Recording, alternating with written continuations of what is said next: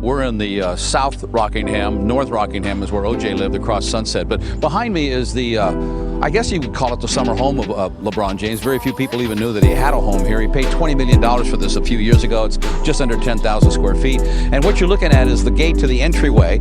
And that is the gate that we are told that was vandalized, if you will. It was spray painted with the N-word.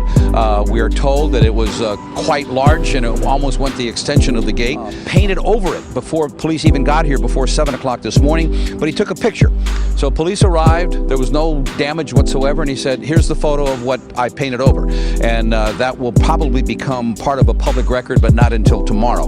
We can just tell you, because of what the police told us, that it is the N-word. And because of that, it is a hate crime. Let's sit here on the eve of, excuse me, on the eve of one of the greatest sporting events that we have in sports.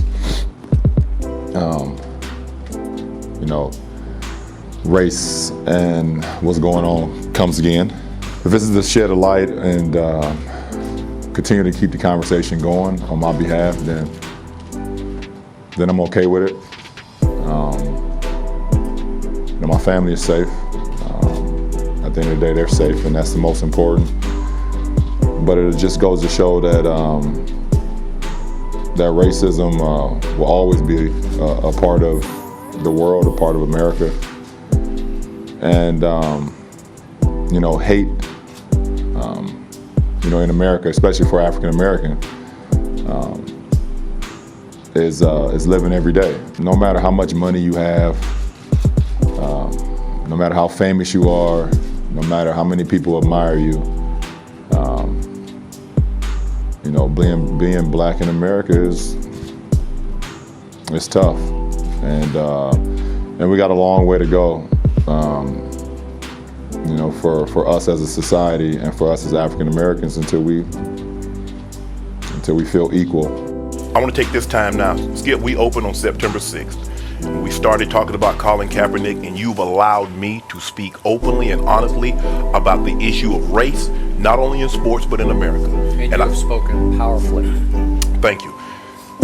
I've said numerous times, the hardest job in America isn't being a professional athlete. It's not being a bullfighter or a matador or having some job that puts your life at risk. The hardest job in America is being black, because it's the one thing you can't outrun. See, Skip, I was born dirt poor, but I rose through the ranks because God gave me a talent. I cultivated it, and I rose up through the ranks. But even as I became more famous and more financially secure, guess what I still was? Black. And sure enough, 2 days later, on Sunday morning, surveillance video shows an unknown man spray painting over the mural. This is what it looked like after. Around midnight, a man walks toward the just restored mural and splatters paint all over it. He only takes a few seconds and then runs off. Here's what it looked like this morning: a large yellow X over LeBron James' face. We spoke with the artist who worked on it for days and had to restore it when it was defaced the first time.